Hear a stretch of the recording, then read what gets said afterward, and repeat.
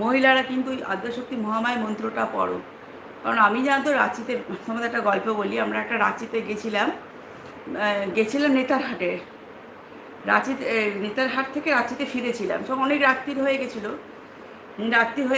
সেদিনকে বিয়েবাড়ির ডেট ছিল, আমরা গাড়ি করে গেছিলাম, আমাদের নিজস্ব গাড়িতে গাড়ি করে গেছিলাম। তো সব জায়গায় হোটেল চারদিকে বুক, কোনো জায়গায় হোটেল খালি নেই। তখন রাত্রি বাজে 10:30। আমরা রাঁচিতে মানে খুঁজতে খুঁজতে খুঁজতে খুঁজতে একটা হসপিটালের মধ্যে ঢুকে গেছি, মানে মানে খুঁজতেই হোটেলটা, একটা হোটেল খালি খোলা ছিল, মানে খালি ছিল। সেটা তো গুগলে সেই লোকটার সাথে কমিউনিকেশন করার চেষ্টা করেছি আমরা।